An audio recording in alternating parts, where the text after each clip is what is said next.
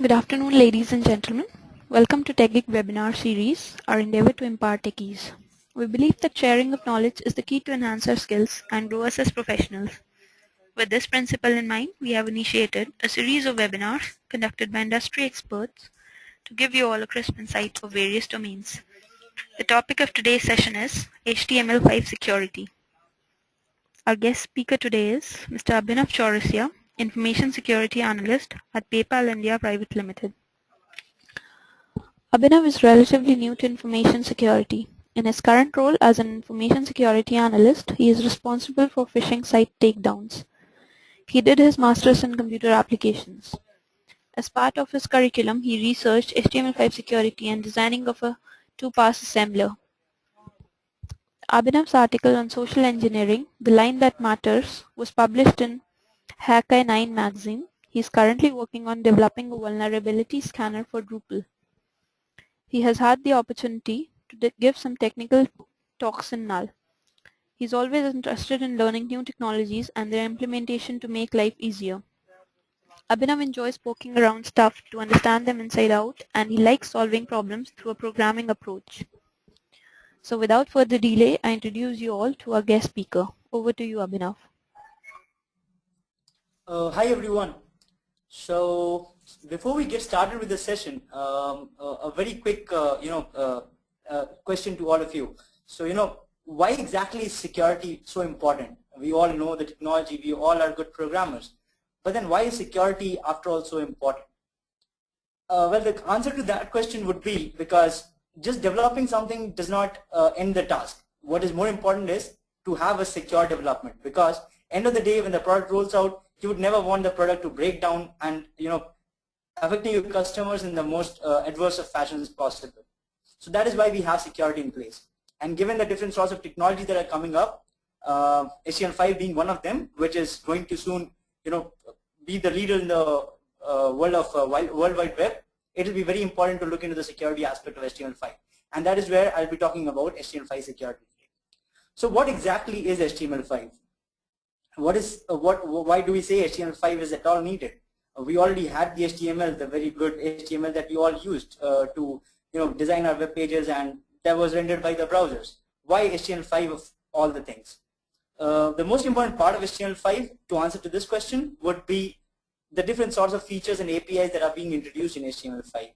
So as web developers, we all know that there has been a lot of workarounds that we had to use to get different types of tasks done, different sorts of features implemented, which was not there in a native environment. So HTML5 was the answer to all such sorts of headache when it came down to developers, to ease their task, to ease their everyday job, to help them develop very crisp applications overnight, and also with the same fluency that a desktop application would have. We have HTML5. Using these features of HTML5, we can develop a lot of things though, but on the second hand, as I earlier said, it is very important to look at how these features can be abused.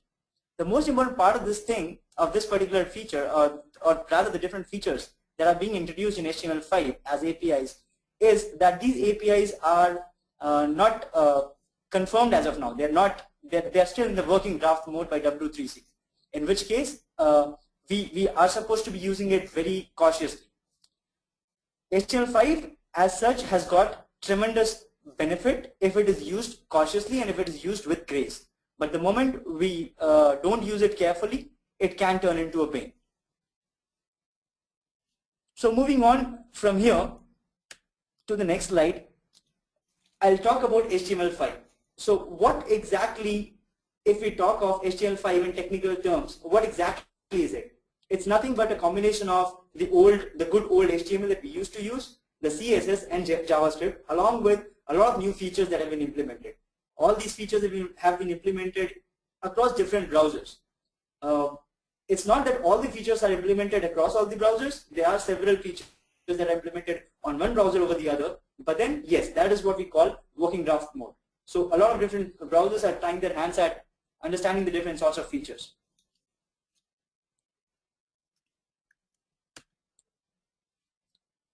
Well, as I mentioned already, HTML5 has always been developers' companion.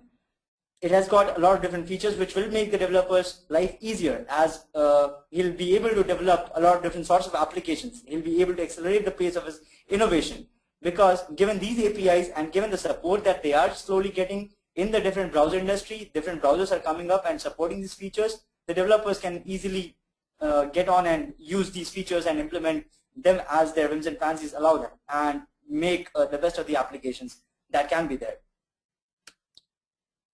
At the same time, it also gives the end user the due freedom that has always been needed, and that is always that the end user has always lacked. So remember those good old days when you wanted to download a particular video from the internet, and or you rather visited a particular page that had a video, and you did not have the latest or most updated version of Flash Player on your browser. Say you were using IE6, Internet Explorer 6, and you just did not have the features, the capability in the browser to play the video that was there on the web page. So for all such sorts of problems, HTML5 is the answer, because just to give an example, HTML5 has got native video element for this particular case, which can be used by developers to have the videos there, and the browsers at the end, at the user end part of the equation, can use the browser's native video element, feature to play the video.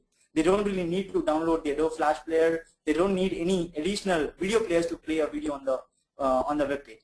So this was one of the features that has been very helpful, and that was what I wanted to share to help understand the use of HTML5 and how it's made the life of end users more relaxed and more easy to go. Well, so how come HTML5 is able to support all of these different features? So you can see, if you can see in the slide here, there are different. There's an image of HTML5 in the middle, in the center of the slide, and you have different features all surrounded by it. So these different icons are actually the icons of the different features that are being that are being supported by HTML5 specification, that are actually published in the HTML5 specification. Now it all depends on the browsers how they're going to implement these features into their native framework and allow it to be used by developers and end users at the same time. So you have the different sorts of features over here, like the local storage over here, and then you have the media elements, that is the video, as I said, and the audio as well. The local the section elements where you can just segment your entire web page into different sections. So all of these, you don't really need div elements anymore. You don't need all messed up documented structure. You can all use the new features that are there in HTML5. So moving on to the next slide from here. Well, so to give you a crisp idea, a summarized view of the different features that are there, this is a small image that I found on Wikipedia that gives you a summarized idea of what are the different features that are being supported by the different browsers across. So let's say web forms, for example. So web forms is again another feature implemented by HTML5, which is supported as of now only in Opera, and neither does Chrome nor Firefox nor IE. Neither of these three widely used browsers have still been able to implement or are still in the process of implementing the web forms. Similarly, if you go for Canvas, which is used for 2D or 3D pictures or images or paintings on your particular web page, the Canvas feature is implemented widely by Chrome, by Firefox, and by Opera, but not by Internet Explorer. And as you go down the list, you will find different features that are there. So drag and drop, history, inline editing, messaging, caching, web database, video, audio, geolocation. Okay, well, so we have video over here. So video is supported as of now by Chrome. It is supported by Opera, but it is not yet supported by Firefox and by IE. So what that means is, if you are going to develop a particular web page which will be using the video element, you have to make sure that the target audience will be using the Chrome browser, or you'll have to again go with workarounds where you'll have to have fallbacks for your code, where if it is not supported by your browser, then you'll have other piece of code to render to that particular use case. So similarly, you have different sorts of these are different APIs that are being implemented in HTML5, and the different browsers that support them and to what extent. So moving on.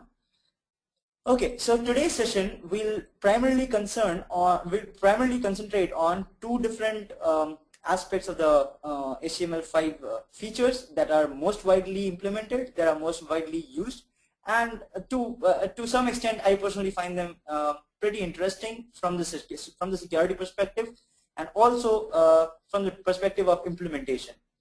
So one would be communication APIs, where we'll be talking about CORS, or cross-origin resource sharing, and web messaging. And the second would be storage APIs. So there would be primarily concentrating on local storage. So there are other forms as well, like session storage, but we'll primarily concentrate on local storage. And given the time consideration, we'll try to see whatever we can in the given time duration. So I've got a couple of demos as well, and I'll see to what all demos I can use to make get a better feel of the technology. So let's move further with the slides. Well, so before we move further, and before we actually get into understanding CORS, which is what we'll be starting with, we would want to have a better understanding of what exactly domains are, and so that we understand, where does CORS actually come into picture? Where exactly does HTML5 fit in? And why is security, again, needed at the end of the day for using the CORS feature? So coming back to domains. So we all know what domains are. So we all know the different huge big names, Facebook.com, PayPal.com, we know Google.com. So all of these different domains that are there, they're actually, the different names that are there, they're actually domains, right? And we have the DNS to resolve them to numeric IP address values, So this is basically, the domains are the names that humans can remember. They are a representation for actual IP addresses. So there are different terms that we have always come across at some or the other point in our in our technical world. That is domains, subdomains, and root domains, top level domains. So let's just try and get a better feel of the thing and try and understand what these different terms actually mean. So okay, before we go there, so yeah, I just gave you a very layman explanation of what domains are. Technically speaking, it will be a series of characters and strings that will be separated by dots, and each of those strings between dots will have a specific meaning, and that is what we'll be seeing with an example in our next slide. Okay, so here we go. So let's say, for example, there is a specific entire domain that says career.paypal.com. So what exactly are the different parts of this? If we start dissecting this entire string, what are the different parts and what does it mean? So the right handmost dot that comes up, it is what we call as a root level domain, and the com, that is known as a top level domain. So in career.paypal.com dot, the dot will be root level, the com will be top level domain. So that is where you see org, that is where you see com, that is where you see edu. So these are the different sorts of the top level domains, or that is what we call as the TLDs. And then we have the second level domain. So casually speaking, we do call PayPal as a domain name, but actually, technically speaking, PayPal is the second level domain in the entire domain name hierarchy. So paypal.com dot, PayPal will be the second level domain. Anything that comes to the left of the dot before PayPal, that will be the subdomain. So that is where we see career.paypal.com, that is where we see marketing.paypal.com or anything of that sort. So that will be the subdomain part of the entire domain hierarchy. So that is what exactly a domain would look like, and that is how we understand the different parts of a particular domain string. So moving on to the next slide. Okay, now that we have discussed about the domains, let's get a little deeper into the subject and understand what same origin policy means. What is the same origin policy? What is it all about? And why is it important? Okay, so before even we start SOP, the same origin policy, let me give you an idea. Why do we need to understand SOP to understand CORS? After all, CORS in HTML5 is what we are dealing with. So same origin policy is a particular feature that you can call, which is being implemented in the different browsers, in the recent browsers. Because if we go back to the age-old days when we had no security concern, nothing, then same origin policy was actually not there. But in the modern times, as we understand the importance of security, same origin policy has become one of the most important features that is almost implemented by almost all the major browsers. So what exactly is the same origin policy? To answer this, let me give you a very brief and very small example.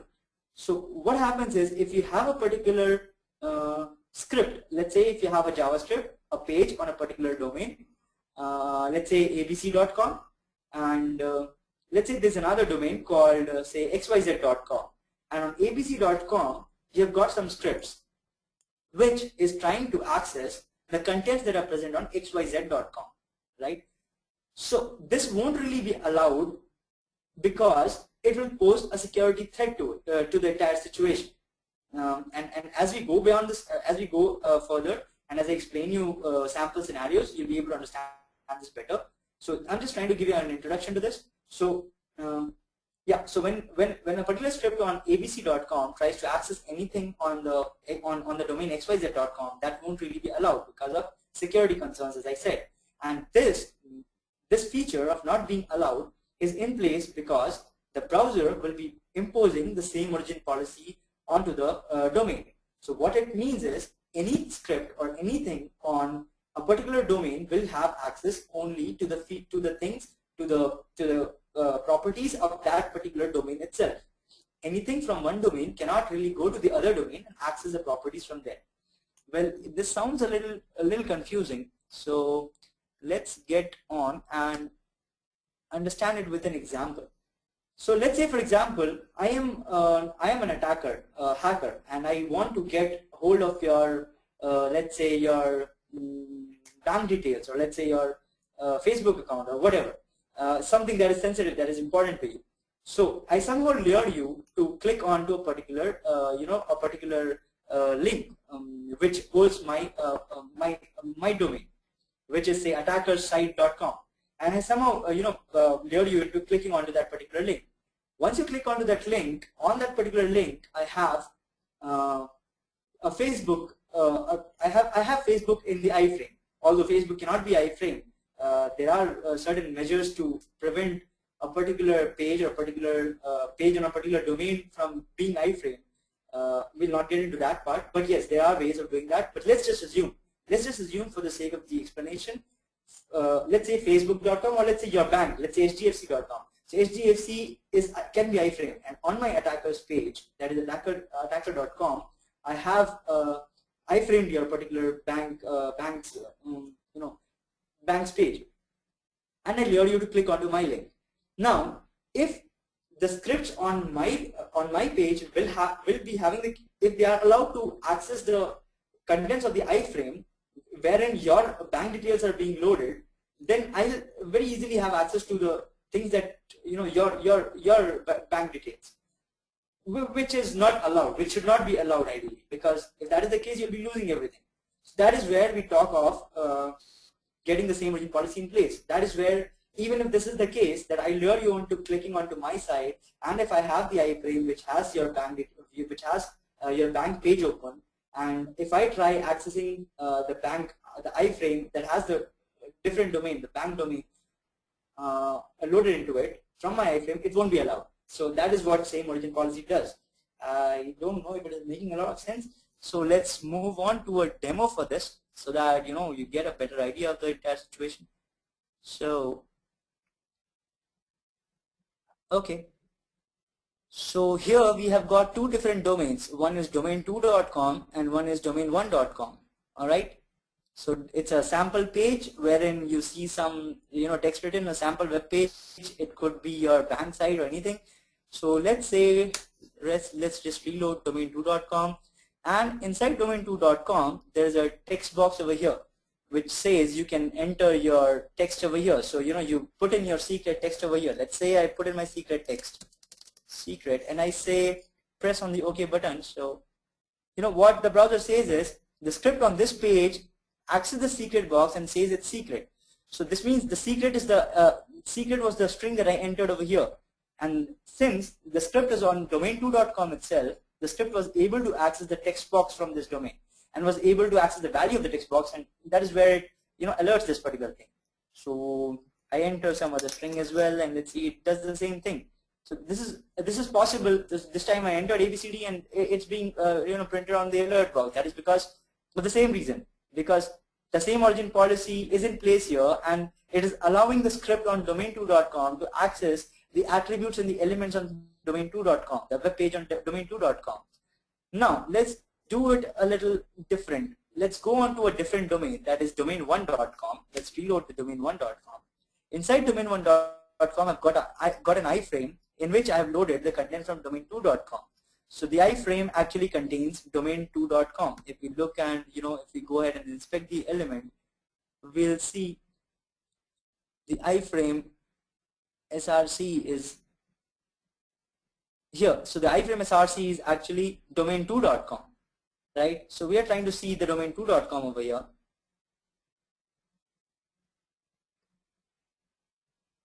Okay, so now let's see, let's again enter something over here, and now let's click on the OK button on domain1.com, and let's see if it is able to access the contents of the text box which is inside the iframe on domain1. But the iframe itself contains a domain from contains the page from domain2. So if I say OK, I don't get any alert box. So let's try and dissect this and understand what happened. What just happened? Why am I not able to see the contents of the text box?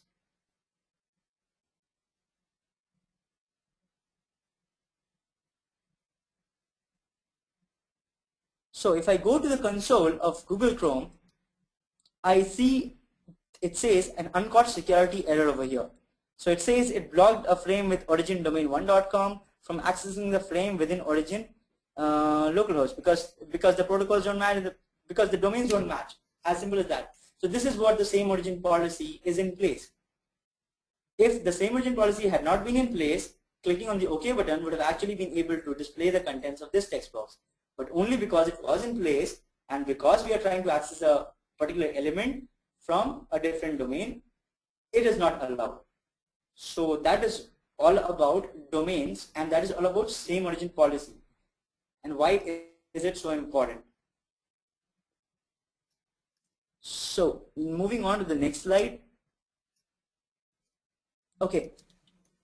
Now we move on to slowly getting into the CORS feature, the cross-origin resource sharing. So before that, we would have to, we need to understand what XHR is, which is XML HTTP request. Now we all know what XHR is, a little bit of a history on it. So it was basically designed by Microsoft. It was adopted by Mozilla, Apple, and Google. And in today's world, it is one of the things that we just can't deal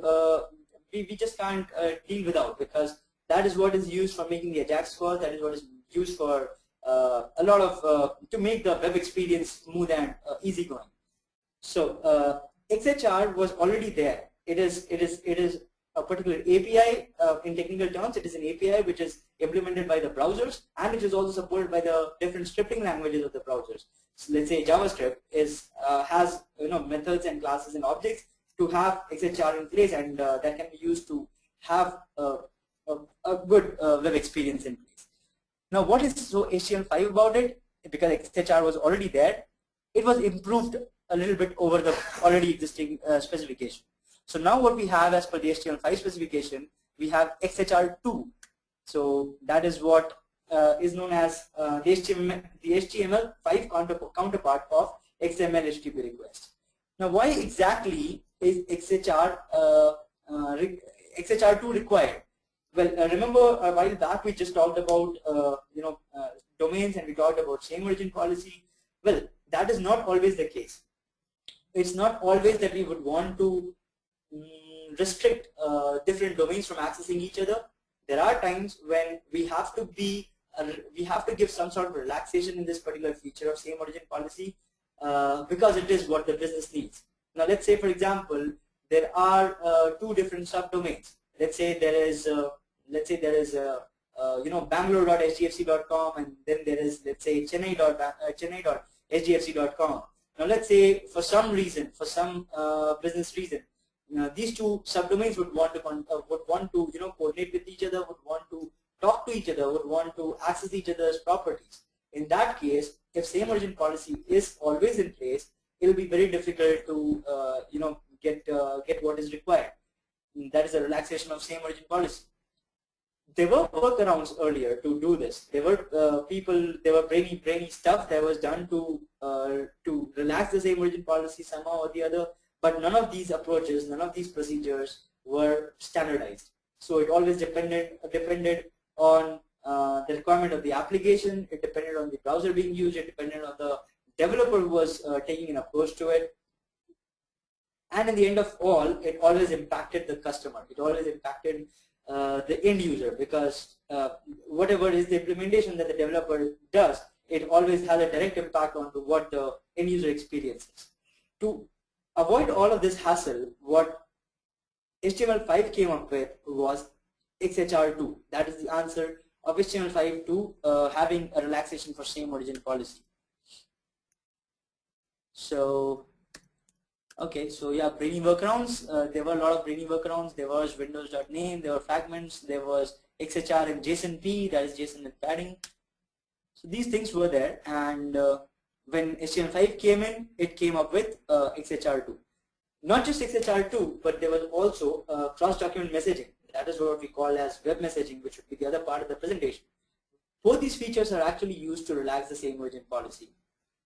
So if we go ahead and take a look into what exactly CORS is, or cross-origin resource sharing is, well,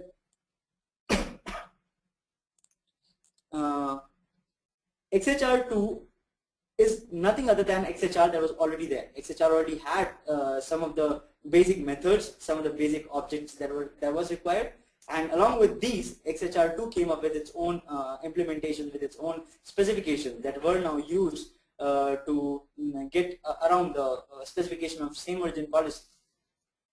So in a way, we can call that it was an extended version of the XHR, right?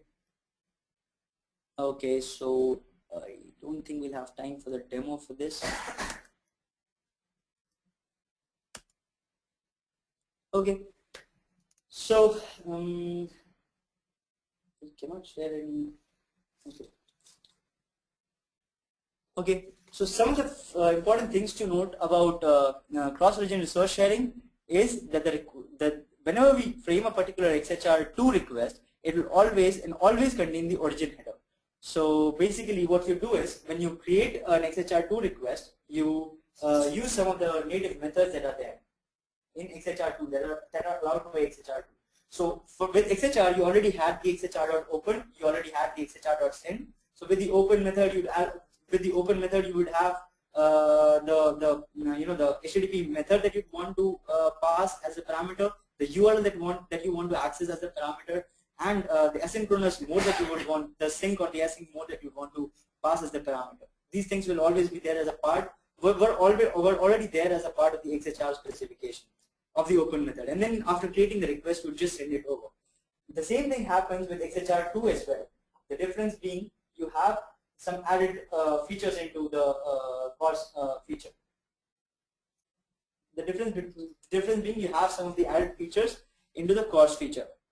So whenever you send a particular request for XHR, the most important header that gets sent along with the other general HTTP request headers is the origin header. The origin header is actually what determines from which particular origin domain is the request coming. So if you would look at a sample XHR2 request, it would have the get header, and then you have the origin header, which specifies the domain from which the request is originating. It will have the host, that is the the domain for which the request has been made, and then you'll have the general all the other, like accept language, connection, user agent, and all those other request headers.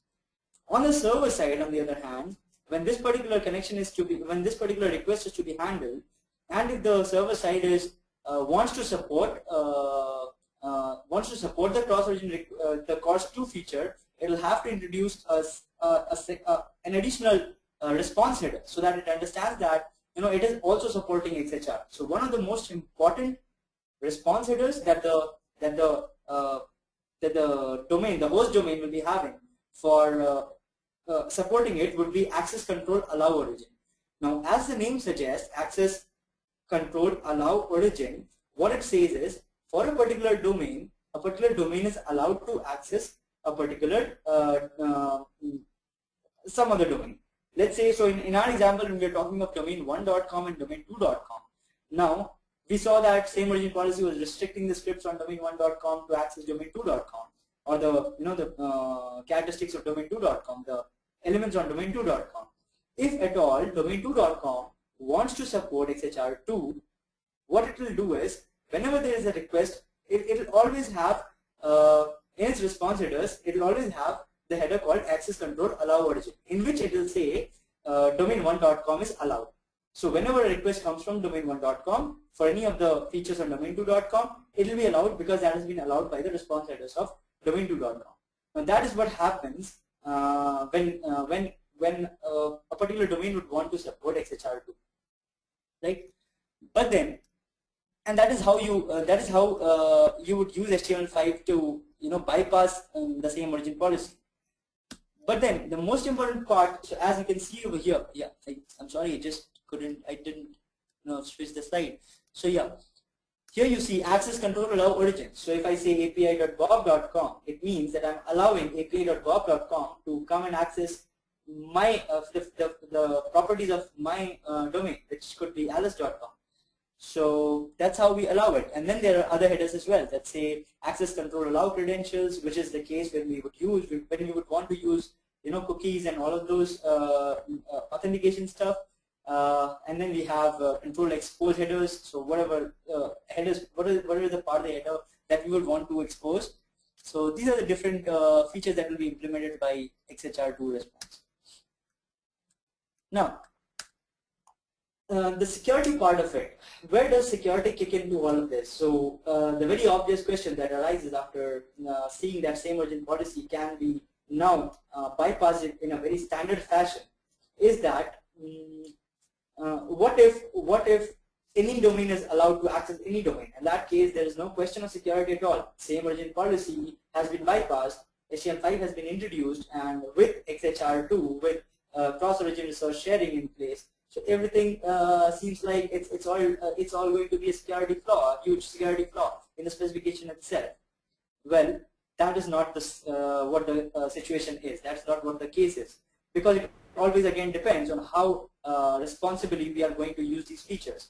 So let's say if instead of allowing access control allow origin, instead of mentioning a specific domain in this particular response header, if you mention a star over there, which means any domain is allowed to access the contents on my page. That could be the case for some of the situations, for some of the use cases where it is actually required, but then leaving a star over there just as a fault or without proper understanding of the entire application would be a huge mistake, because then any application would be able to understand any domain in the world would be able to access the contents on your domain, which would not really be recommended. Similarly, there are other there are other important features as well for these response headers that should be taken care of. For example, whatever scripts that are being allowed, there should always be a URL encoding for that, so that you should not be depending on this. You should not be solely depending on the response headers to take care of the security of it.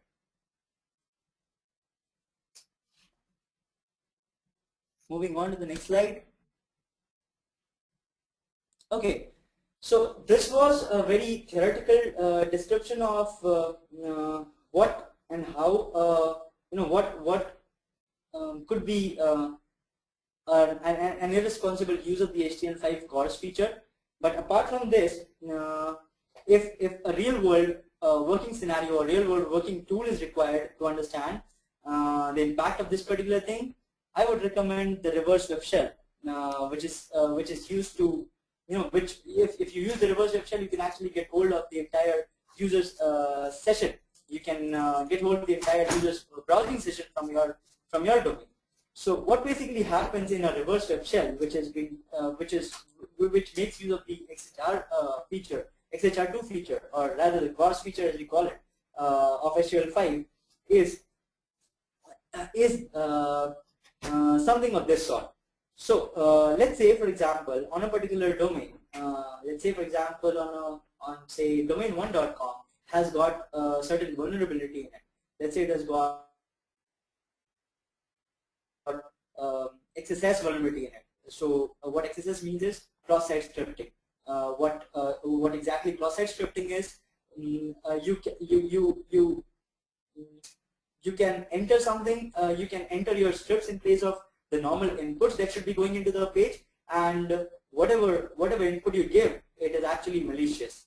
Let's say for example, on a particular page, you've got a search box, and you can search for different things on that particular page. And instead of pushing in simple strings as search terms, what you push in over there is, let's say, a script tag with some malicious script in it, with some script to, let's say, steal the user's cookies in.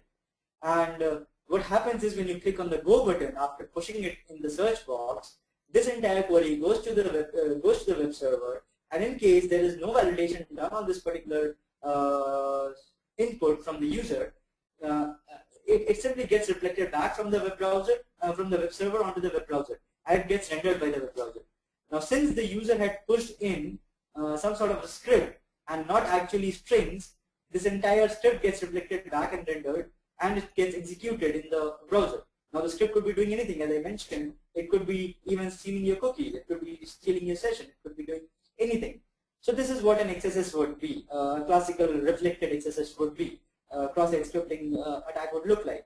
Now, if, for example, I have got an attacker site, let's say attackersite.com, and I happen to find a particular, let's say Facebook has got an XSS. Facebook actually does not have an XSS.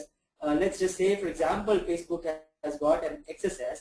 You are already browsing some Facebook session, your Facebook session, and I happen to lure you to click onto my attacker's website on the link, that is attackersite.com. I send you the link, you click on the link. Now, when you click on the particular link, what happens is, I have my own script that is, that forms of the URL that will be found when you try searching for something in Facebook. So if you're trying to search for, let's say, if you're trying to search for the string ABCD in the search box in Facebook, for example, and you click OK, you'll be getting an entire URL with the word ABCD over there. Now, when you come and visit, when I make you lure, and when I lure you to click onto my, come on and visit my site, an entire URL with the script that I have placed will be placed as a search request from your Facebook page. So instead of ABCD, you'll be having the entire script that goes, and that script will be my script. Now, this script, it will have the capability to communicate back to attackersite.com. Although the script is being rendered and although it is being executed in context of Facebook.com, the script will still be able to contact and access attackersite.com because of the presence of on attackersite.com I have implemented cross-origin resource sharing. Now, in such a way, in such a situation, in such a scenario, what would happen is a tunnel would be formed, a communication channel will be established between the script that is running on Facebook.com and the user being unaware of it, and my attacker site. So from my attackersite.com, I can send in commands over this communication channel to my script, which can get executed. It will actually be an entire HTTP tunnel. So whatever request the user will be making on behalf of his browser session, that will be captured by my script and will be sent over to my server, to my attackersite.com. So this is what would happen in the entire reverse web shell. And there's a beautiful tool that can give you a demo of this, that can explain you about the entire reverse web shell and abuse of the CORS feature, the cross-origin resource sharing feature, if it is not implemented properly. And that particular tool is known as the shell of the future. And you can always go ahead and try out your hands at the shell of the future. So okay, before this also, this sort of an attack was possible using an XSS shell or an XSS proxy or all of these things. So what is again HTML5 specific about it? Again, The most important part about HTML5 is making things standardized. So earlier there were workarounds, there were things to bypass different features, but there was no standards. Now, given the standards that HTML5 has, given the standard specification that is implemented by the different, being implemented by the different browsers, it becomes a lot easier to abuse the functionality, as it also becomes easier to use it. So it always depends on the the mindset that developer has to make use of a responsible use of the features. So that is the particular tool that I was talking about. You can always go and refer back to the link provided, where you can actually get a hands-on demo experience on this particular tool, and you'd actually be able to control the entire browser session of the victim from remotely from your browser. So that's the reason it will be known as, it's called a reverse web shell. So given I already mentioned about one of the important features that you should always take care of, that is not allowing any domain to be able to access features on the other domain. And apart from this, there are a lot of other important features that you should be taking care of. So for example, you should always validate the URLs that are being passed to the XHR request.open method. So if you are passing any domain, if you're not even sure of the domain, and if you're passing it as into the open method, you're not really sure what that particular domain or that the page on that domain might just have an effect, as we saw in the case of reverse web shell. And then you should always take very special care on allowing access control allow credentials. You should not always make it true. You should always always make use of a whitelisting approach rather than having a blacklisting approach, because that makes it more secure. You should always allow only trusted domains in the access control allow origin header, as mentioned earlier. You should not always allow star or any domain that you think would be that could have any malicious stance. You should not really allow it in the access control allow origin header. And then you have a lot of other features that go along with CORS 2, CORS specification, XHR2 specification. So to understand them, you'll have to understand the XHR, the different. So the scenario, the sample scenario that I just explained you, it makes use of a very simple use case of XHR2 and of CORS, where you don't really care about logon, you don't really care about authentication, or you don't care about cookies. But then XHR2 and CORS has got various other ways of having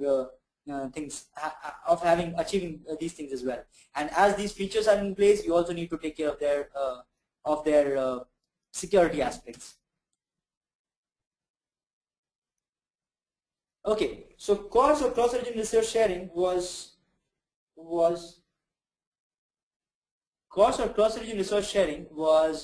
one of the ways in which you could bypass the same origin policy. There are a lot of other different sorts of features also implemented in HTML5, using which you can again bypass the same origin policy. And if you would ask me why is the different sorts of features required, we already have CORS to take care of it. My answer to it would be the different use cases that you might come across. So cross-document messaging, or web messaging as we call it in other terms, is again another such feature where you can actually communicate between two different domains altogether without having the same origin policy restricting you to do so. Of course, there are different ways of achieving. There is a specified way of achieving it. So in which the DOMs, the document object models of two different domains, don't really get exposed to each other. It's just a certain part of both the domains that talk to each other in the form of message passing. So message events are generated, and they just talk to each other on this particular aspect. So if that was one of the other APIs that has been introduced in HTML5 and that is being implemented slowly by all the different browsers. And there are different attributes to this particular API, the web messaging API, and I don't think I'll have time to cover all of it. So yeah, so talking of the security aspect of it again, you have to be careful while using the different methods that are exposed by this API. For example, post message is one of the most important, methods that are being exposed by the web messaging APIs. And the most important part is you should always be careful, and you should always carefully check to ensure that the messages, they are always allowed between two domains that are allowed by each other. Otherwise, some domain can just push in messages that are not required. So you could always refer back to these slides, because I guess I'm running short of time. So you can always come back and you can always refer to the slides to get a better understanding of the different APIs. And there are also a lot of reference material or reference links that have been mentioned, which you can always go and look up. Okay, a very quick cover. I'll try to cover web storage as well, because since we already have an idea of XHR2 and bypassing the same region policy, let me talk a little bit about web storage, which is a altogether different feature that has been implemented into HTML5. So it's web storage, and it includes local storage and session storage. Now, if you would ask me the difference between, we generally have the perception that why is a separate API for local storage or session storage required? We already have cookies and sessions in place. Why this additional feature? Well, cookies, as we know, it hardly is 4 KB that is allowed on browsers, not more than that. So, but on the other hand, what really is required by developers most of the times, and by users as well, is more than 4 KB, of course, a lot more space, a lot more place to keep this information. And the second most important thing is cookies. With cookies, the aspect is all that gets stored onto the client side. With every request, the cookies get sent over to the server side, which makes the browsing experience, the application experience, a little slow, which is not really desired. So in those cases, local storage is the answer that HTML5 has got for such situations. So local storage is nothing but an API that allows you to store key value pairs onto the client side. And the best part of it all, it is persistent. So even after you log out, so we are just talking about local storage, not session storage.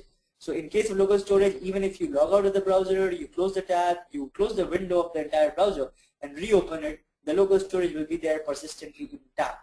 The same is not the case with session storage, but session storage has got its own benefits. And let's just concentrate on local storage. So yeah, so the API has got an important method called setItem, two important methods called setItem and getItem. So you use these particular methods to store the values onto the browser session and onto the browser of the user, of the end user, and to retrieve them from there. Now the security concern over here, which is pretty obvious, is you should not be storing sensitive data onto your browser, because since you already have standard APIs to access this particular local storage, storing sensitive data would be highly suicidal. So you should not really be storing it over there. And since you can again retrieve it, since you can store it, since you store it in the local storage, the data can be spoofed. And in fact, you can altogether have a persistent attack vector that you will store into the local storage and that you can retrieve later at any later point of time and make use of it. So here's a small snippet of code that is pretty self-explanatory. What it does is it simply pulls out all the values that have been stored, all the data that was stored in the local storage, key by key, and we get access to all the values. So these things should be these things are pretty disastrous if they are not taken care of.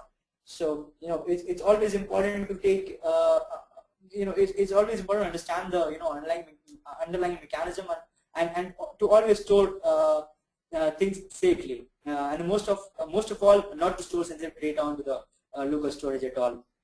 So having a single XSS in place will actually be able to, you'll be able to lose all your local storage data, because as I explained earlier, XSS or cross-site scripting will be able to access your cookies. If they are able to access your cookies, they'll be able to access your local storage as well. And with proper APIs in place, it becomes still easier. So I guess I rushed a lot through the entire slide, through my entire deck, and I'm not sure how much of HTML5 we have been able to tame, but to some of the features like cross-origin resource sharing and web messaging and same origin policy, I hope I've been able to sound clear. And if not, I am always available for discussions, and we can always take it offline. So I'll be ready to take any further questions from your end. Thank you. Well, thank you so much, Abhinav, for that wonderful session. I'm really thankful to our attendees for attending this webinar. I would request them to start sending their questions now so that Abhinav can answer them. Abhinav, I've started assigning you some of the questions that have been sent. Can you please look at them and start answering? Sure. Okay, so I have used this local storage and made a jQuery plugin called Dumpyard. It's now on GitHub and code project. Okay, by Akshay Daksh. Okay, Akshay, that's really wonderful to know that you have used the local storage. And can I know your question in a little more detail, because I just see a statement there and not a question. Okay, let me go to the next question. So,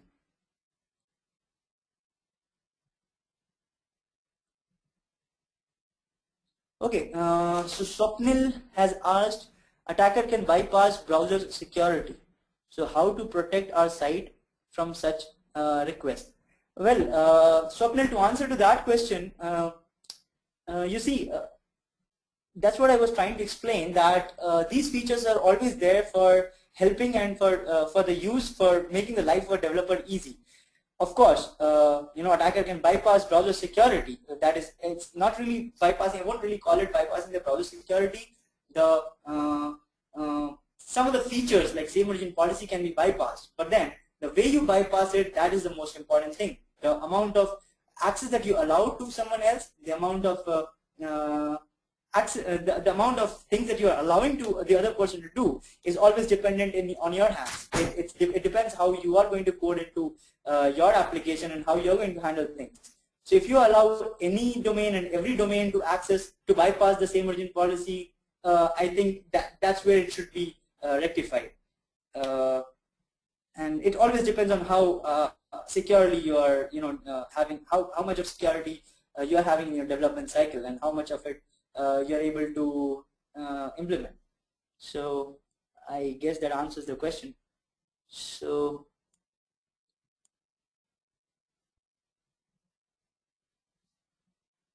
okay, Gaurav Thakkar here has asked, IE has least features that are implemented by HTML5. Any reason for this, and how do we consider this fact while going for HTML5? Well, I would not see that, like, I don't see any specific reasons for IE5, and I don't see any specific reasons for this, and it's a little deviated from security, so I wouldn't want to comment on IE or Google Chrome or Firefox or any browser for that matter. I guess it's just a matter of time, and IE would come up to pace. Thanks. And then we have Sunny, who has asked, can't we call HTML alone HTML5 without JS and CSS? Can't we call HTML alone HTML5 without JS and CSS? Sunny, I don't know if I understand the question correctly, but if that is what you're trying to ask, HTML5 is actually exactly a combination of HTML, JS, and CSS coupled up with the new features, a lot of new APIs that have been implemented, that are being implemented, that are there in the specification already, which is not confirmed by W3C, which are still under the working draft mode, and they should soon be getting confirmed. and as and when they get confirmed, as and when the browsers find it suitable for their implementations, find it useful for their user base, they should be going around implementing it. So yes, HTML5 is definitely HTML5 is definitely HTML with JS and CSS along with the new APIs that are being introduced. So okay, there are more. Okay, let me see who to answer. Okay. Okay, so Harsh here has asked, will SOP apply on AJAX call from the same domain? Okay, example, if I have several form and these form has to be loaded on the basis of select box, okay, will all the script will run or not? Harsh, I'm sure it should be able to do so. I don't see how SOP will prevent this from happening. Of course, but to answer very directly to your question, AJAX calls are actually governed by SOP as well. So if you are trying to make an AJAX call and load, for example, if you're trying to make an AJAX call and load something into an iframe on domain 1, and the AJAX call gets something from a different domain altogether, and again from domain 1, if you're trying to access the loaded content through AJAX, I don't think that will be possible, because SOP will definitely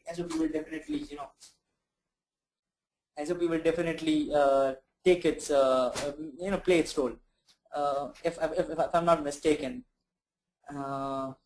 Okay, so I want to know the role of JSON-P in XHR2. Can you please? Abhishek, I can take up JSON-P with XHR2. Well, see, JSON-P, as far as I know, was one of the ways of which was used to bypass the same origin policy. So it was coupled with XHR, and with the padding, with the callback functions, we were able to achieve, we were able to bypass the same origin policy. And more than this, it'll take a little while to go through it. It'll take a lot of time to explain about it. But you can always, I'll have my ID shared, and we can always, catch up on it. We can discuss on it, and I hope it'll turn out to be a good discussion. So, okay, Neha Rathor has asked, while using apps on Facebook, a pop-up window appears warning you. So, are they all from attackers to steal your information? Well, Neha, to answer to that question, I'd say until unless you are really visiting every single domain that is being pinged to you by your friends on Facebook, without even looking at the domain or thinking what it could contain, it is probably from the attackers to steal your information. But then, whenever Facebook does pop up a message box or a window warning you of something, it actually means it. It is not just for the sake of clicking OK and still going ahead with it. So I'll still suggest to be a little skeptical about things, and that's how I would state it, being a security guy. Okay. Akshay, I have already answered. Okay, Rakesh has asked, is session storage prone to CSRF? Well, Rakesh, session storage, I won't say completely prone to CSRF, but yes, it might be, because after all, you might, like the way you access cookies, you might be able to access the session as well. I'm not sure of that answer though, and we'll have to think over it. I can get back to you later on this. Okay. Ganesh Kothe has here asked, what is the risk in HTML previous versions? Well, Ganesh, that's a wonderful question. HTML in the previous versions, look, as I mentioned already, HTML5 is nothing but an improved HTML. So you have a lot of new features that are already there. To give you a very simple and a layman example, let's say, for example, you have a particular, bike, and let's say you have a Hero Honda Splendor with you, right? It's 16 hours. A Honda Splendor with you. Now it has got a certain set of features, and if you try driving it over, say, 120 kilometers per hour, you are prone to accident, right? Now when you go and purchase a newer version of the vehicle, you go and purchase, let's say, Honda CBR 250cc vehicle. It's an improved version of the same thing, and when you go and drive it, you have those basic features plus the additional features. So if you don't use the additional features properly, you tend to run into the risk of again getting into accidents. If that example made it clear. Otherwise, the previous versions of HTML and the new version of HTML all have all the same risks. Just that the newer version of HTML has added risk to it because you have added features to it. So abusing it becomes easier. Okay, so Hemant has asked a question that says how local storage is different from cookie and how it is secure. Okay, I'll take the first question first. It says how local storage is different from cookie. Hemant, cookies, you see, I guess it's 4 KB that is maximum that is allowed for a client to store cookies onto the browser, and not more than that. Whereas in case of local storage, you can actually store data in terms of MBs, not just KBs. So that is a huge benefit for a developer when it comes down to accessing local data from the browser. The second difference, and a very important difference between a cookie and a local storage, would be with a particular cookie, whenever you're making a particular HTTP request, the cookie would always follow the request. It will always be accompanied with the request. Whereas the same is not true with local storage. With local storage, you'll have to have your own, you'll have to fetch it manually using the APIs, the get and the get method of the API, and use it as you want. And if the cookie, since the cookie always travels with the HTTP request, the entire user web experience becomes a lot slower, which is not desired. Now the second question is how it is secure. Cookies were pretty susceptible to XSS attacks and to CSRF and things like those. And similarly, local storage is also equally available and prone to XSS and things. It just depends on how well you're going to implement its authenticated usage, or authorized usage rather. I don't know how much of it I was able to answer. So okay. Amit has asked, any small example for implementing CORS? Should it implement on calling domain or called domain?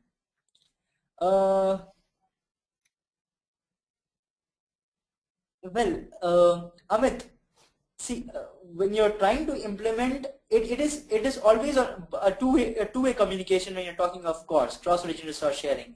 So if you're talking of the calling domain, the client-side script will be calling a particular feature on the server-side script, right? And on the server side, you'll have to allow a particular domain, the calling domain, to access the features in the call domain. So it's always a both-way process.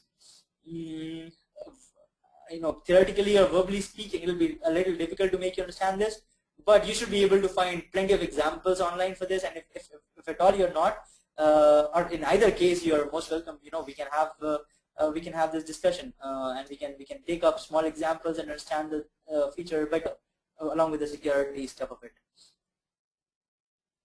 Can one app access the locally stored data of another app in browser? Sumit has asked, can one app access the locally stored data of another app in browser? I am not sure of this, Sumit. I'll have to check on it. I'll have to try it out. It shouldn't be allowed ideally, but let's see. I'll have to check it out.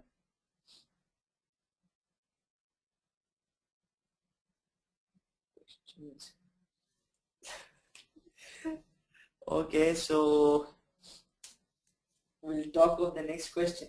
Next thing.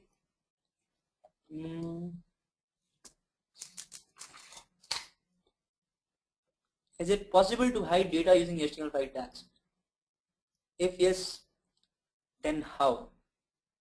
Abhishek, I'm sure there must be some APIs that are using that would be capable of doing this, but I'm really not sure which exact feature would be able to achieve this. So I'll have to check on that, and if you get to know it, do let me know. It'll be a nice learning experience for me. So we have two ways of storing data locally, WebSQL and indexed DB. Which is best to use and what is the difference between the two? It's a little explanatory answer, and it's a little, off the track. As far as security is concerned, I guess both will be equally useful and equally disastrous if not used properly. So both will be having their own use case scenarios. You can use WebSQL or you can use IndexedDB as well.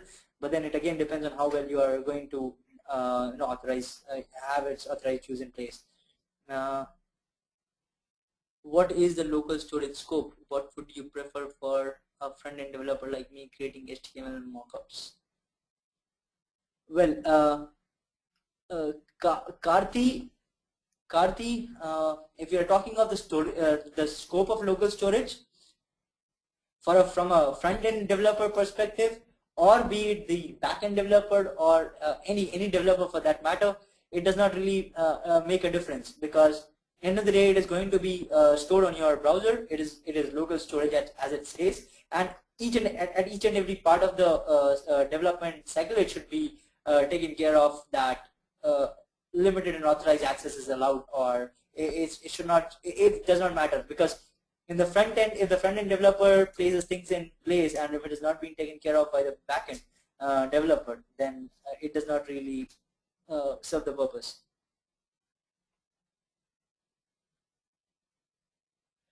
Nikhil has asked, does HTML5 has exposure to vulnerability with respect to other functions like GPS? Well, Nikhil, I would say I would answer the question as yes and no again, because if it again boils down to the same story all over again. If GPS is a new feature that has been introduced in the HTML5 specifications, and it is not really available in all the browsers. Some of the browsers are supporting it, some of the browsers are still in the process of having it integrated and supported. So it really depends on how well you're going to implement the particular feature, how well you're going to take care of the different scope of vulnerability that might be there with the GPS feature, with the GPS API, and that's how it is supposed to be dealt with. As such, the GPS API itself, or any API of HTML5 for that matter, has got a lot of features in place to help make it more, help make it better, help make it more secure. But it always depends on the developer, on the way the developer is using it. How in Chrome should I access cross-domain for JSON data besides security flag? Anurag, I'm sorry, I'm not sure of this question, so I'll have to look it up. Is it possible in any way to bypass the SOP when we don't have access to the other domain? Saurabh, I'm trying to understand the question here. Is it possible in any way to bypass the SOP when we don't have access to other domain? I'm trying to understand why would it be required, because same origin policy, bypassing the same origin policy will be required exactly when you would require to access a different domain. So if you don't have a separate domain altogether, then I am not sure why would this be required, and I guess it won't really be required to be done that way, because SOP and two different domains make sense together. We have some scripts to record browser sessions. Can we stop these type of things using HTML5? Okay, Hemant here has asked, we have some scripts to record browser sessions. Okay, can we stop these type of things using HTML5? Well, Hemant, it depends on what sort of scripts are actually trying to record the browser session. If you have explicitly allowed those scripts to, if it is allowed for those scripts to record the browser session, then having HTML5 or anything won't really be helpful, because you have actually explicitly allowed it. So one thing, guys, we need to understand over here is that HTML5 in itself is not a security tool. It's not a security tool that you install and you double click the tool and it will have all the security features in place. It's a feature. It's an improvement over technology which has different and several new technologies that have been made available to the developers for their use. Now, you have to use these features to make your applications secure. Not the other way around, like, you install this application. It's not like an antivirus, so you cannot. I'm not sure if I understood your question correctly and if I was able to answer it. Which is the most critical vulnerability that is existing in HTML5 applications? Pranab, Kumar Basu. Okay, Pranab, that's a nice question, I'd say. So the most critical vulnerability in HTML5 is not the technological factor of HTML5, but the human factor again.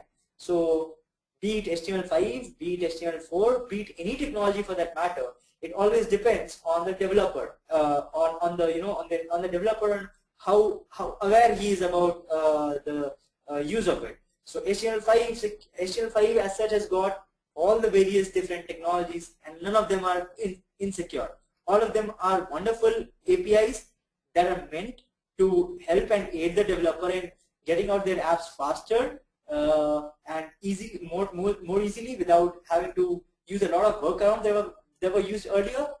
None of them are insecure, but yes, if the developer does not really take care of or is not really aware rather of the security implications, is not really aware of the ways the new features can be abused, then that really becomes, whatever feature it is, it becomes the most critical vulnerability for the thing. So it always depends on the developer. Puneet has asked, HTML5 web application is latest and most of the security tools doesn't support this technology. Tell us the security tools available for penetration testing of HTML5 web application, open source as well as commercial tools. Well, Puneet, that's a nice question, I'll say. I'm not aware of any specific tools that are doing the HTML5 specific, pen testing tools that would do this. But yes, you have the regular, the Burp Suite, the proxies that are there, of course. You have Anwasp. You have all these tools that are used for the custom things that can be used for HTML5 as well. So yes, one thing that gives me a good hint from here is that we can always have better tools, that always implements the HTML5 specific features into HTML5 specific features into it. And if you get to know of these features, of these tools that are very specific to HTML5, I'll be more than happy to collaborate with you and understand the things, because yeah, this has been on my head for a while to understand, to get out one of these sort of tools. That was a nice question though. Yeah. So I am using JSONP for CORS. So my question is, what is the benefit of HTML5? Okay. So Nikunj, yes, JSONP was definitely used and is being widely used by CORS for cross-region resource sharing. But I'll say that is more of a workaround and not through callback functions. But as I said, HTML5's main motive is to get things standardized. So as of now, when you're using JSONP for doing cross-origin resource sharing, it depends on what sort of application you are aiming at, what is the use case being given, and you have to get callback functions and all of those stuff in place. It's a brainy workaround, but HTML5 makes it a whole lot easier because you have standard APIs that you just have to use the APIs.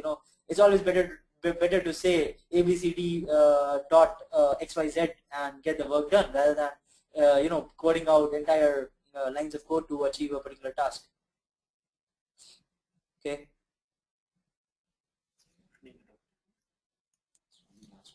Okay, so let me see, because I'm running short of time, so I'll see one last question that I can take up.